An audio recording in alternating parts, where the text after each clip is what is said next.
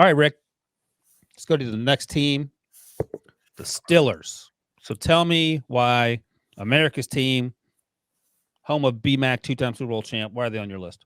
Yeah, I thought for Omar Khan for his first draft, I thought he did a phenomenal job. I know Mike Tomlin is heavily involved in that process as well, and we've seen that. He's walking around like he's coaching the Senior Bowl. He's in the middle of everything at every pro day we're at, and he's probably one of the most active coaches on liking to get out on the road, getting his hands on some of these kids, getting to know these kids as any I've ever been around. So. But I thought I gave him an A. I thought they were at because they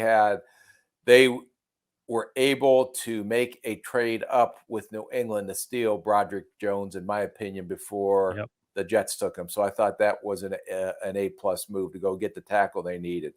And then, we were all talking about Joey Porter as their number 1 overall pick. He started to slide some in the late down this draft process here. But they were able to land him, the legacy pick, but you got him in the second round, which right there filled 2 huge needs for him. And then they need to get better, I think, up front versus in their run defense.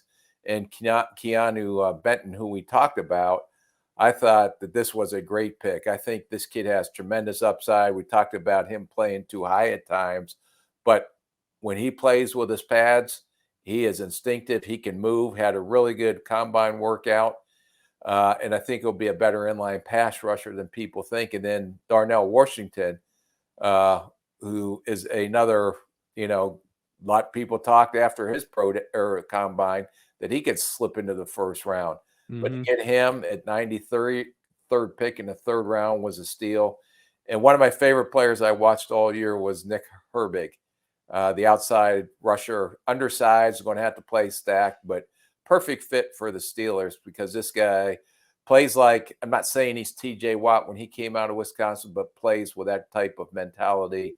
And as we like to say, with his hair on fire, and very good football player. And then they took your guy. I had to give you that, put it over the top for me when I saw they took the stiff corner out of Purdue. How dare you? That you've been talking about for 5 months. A+ grade from Trapasso. You're in cahoots. You guys. Corey Trice, the cornerback out of Purdue. Say in a meeting, if I didn't like him and you guys were talking about him, that would have been definitely a group study player. We would have watched a lot of tape on that guy, so you can show me what you're seeing.